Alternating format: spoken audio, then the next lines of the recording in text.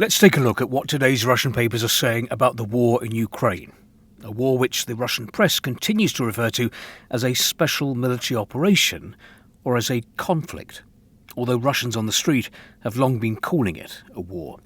Today, Moskovsky Komsomolets claims that Moscow's in no rush, the Kremlin has no need to get in a flap to demand the earliest possible start to negotiations and make unilateral concessions in those talks. Everything is moving as it should, to the benefit of Russia, a country which is expanding the zone of its control of territory which it didn't control previously. Different article, same paper, same idea. Now time is on Russia's side. Key question: can the Kremlin count on Donald Trump to help end this war in a way beneficial to Moscow?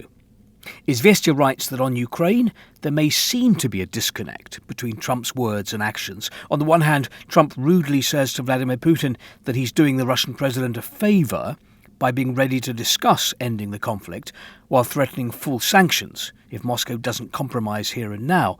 But in reality, there is no disconnect, just standard methods of resolving obvious difficulties.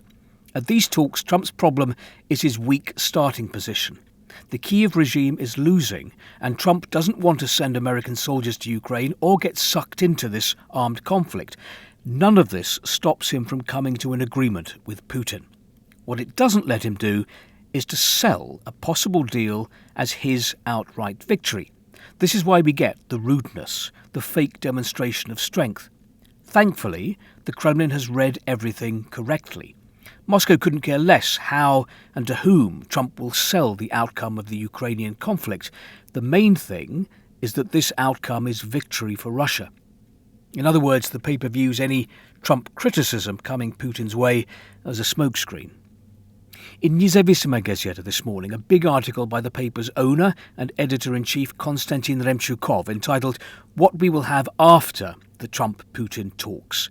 Don't expect a lasting peace. A truce is more realistic. We cannot expect a long-term stable peace.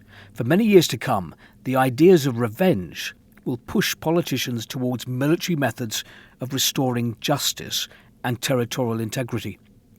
But on the talks themselves, if and when they happen, since there have to be compromises, there will be.